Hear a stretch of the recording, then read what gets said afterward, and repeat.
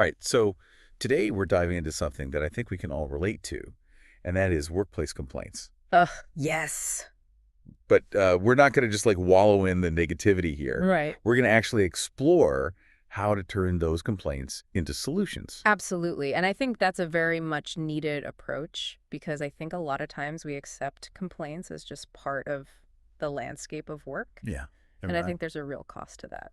Well, and speaking of cost, the article that we're looking at today is called Moving Beyond the Cost of Complaints. Right. And it reveals that organizations are losing a staggering 816 hours per employee every year Wow.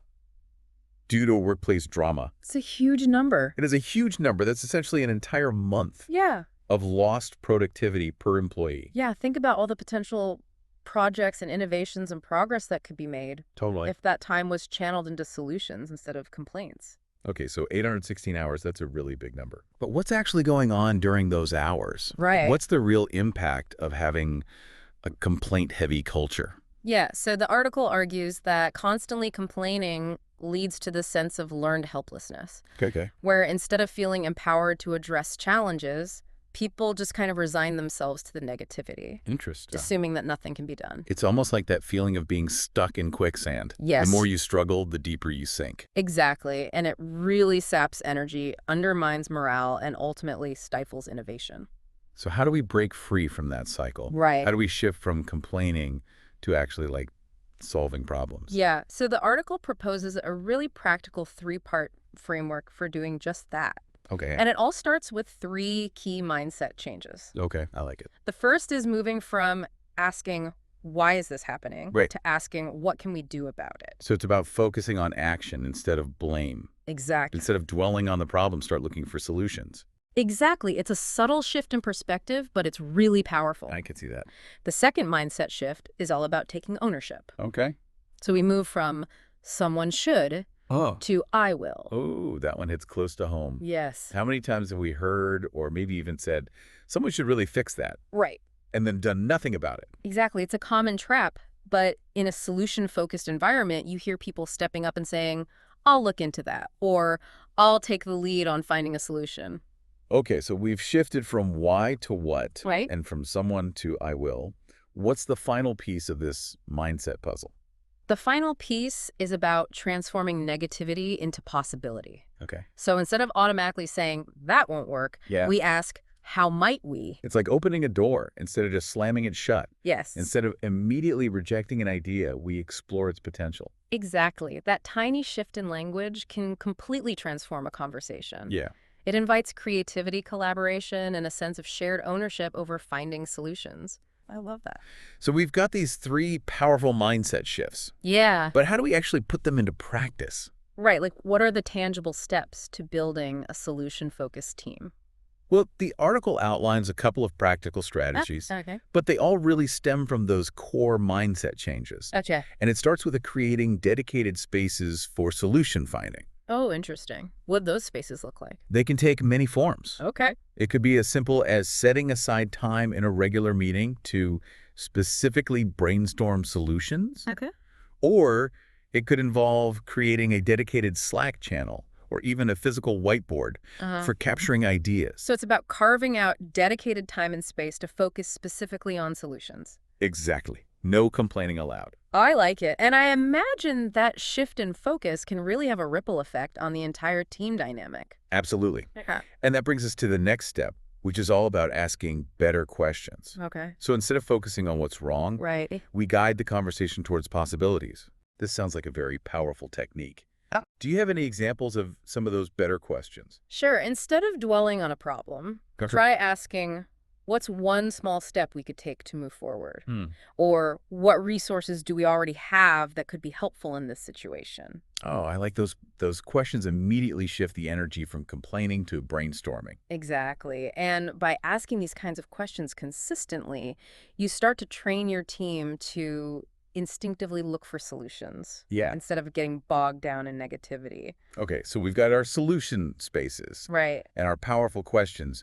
What's the final step in transforming a complete heavy culture? This is where things get really interesting. Okay. It's about helping people transform their complaints into specific, actionable requests. So it's about turning those vague gripes into concrete proposals for change. Precisely, imagine someone comes to you and says, "This new software is a nightmare. It's slowing everything down."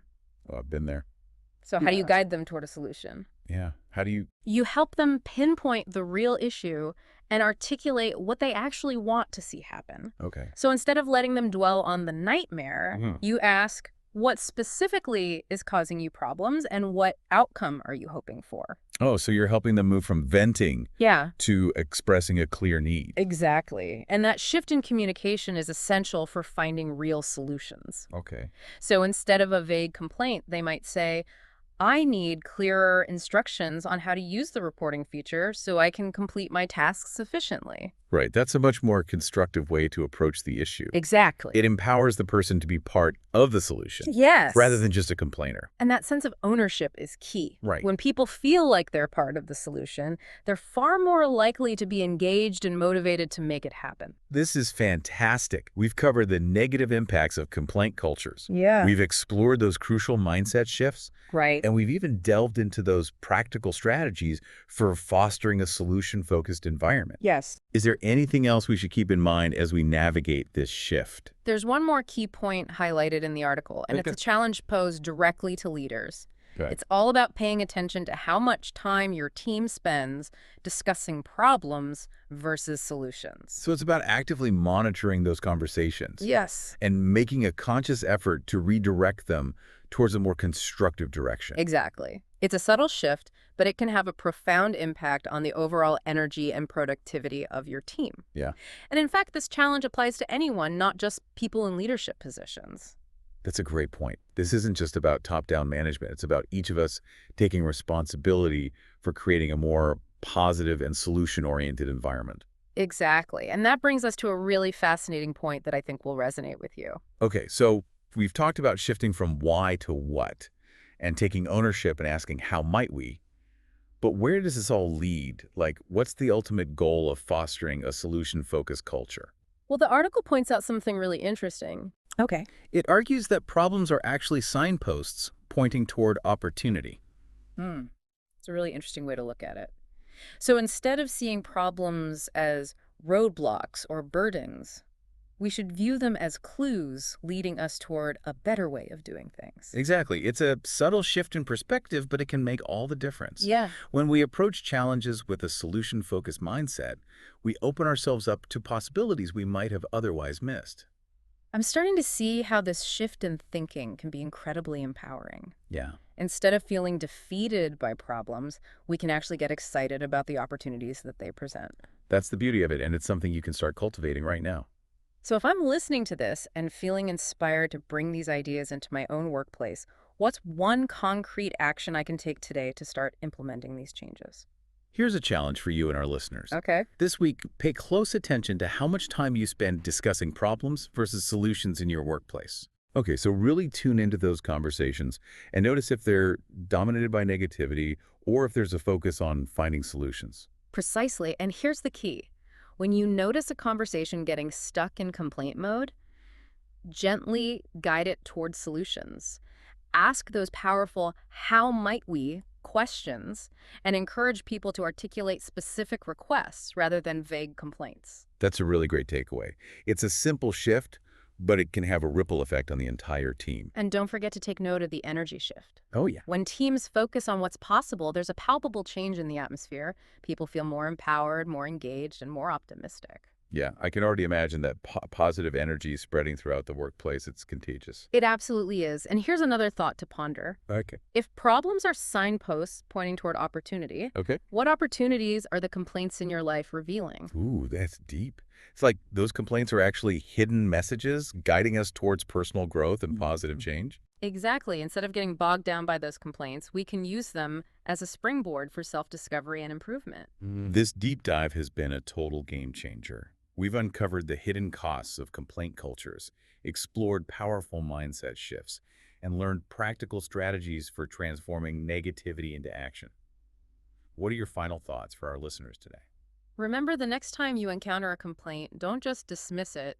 See it as an invitation to explore possibilities to innovate and to create a more positive and productive environment for yourself and those around you.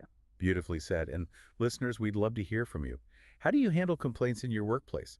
Have you tried any of the techniques we discussed today? Share your thoughts and experiences with us. It's so easy to get caught up and just see complaints as noise, but when we really start to look at them as opportunities, I think that's when we can unlock some real potential. Yeah, this deep dive has really opened my eyes to that potential. We've covered so much from those kind of shocking statistics about lost productivity to those really inspiring mindset shifts and practical strategies for building a more solution-focused environment. But the real work begins. Now it's time to take these ideas and actually put them into practice. Absolutely. Yeah. So to recap, we can start by becoming more aware of how we spend our time and energy.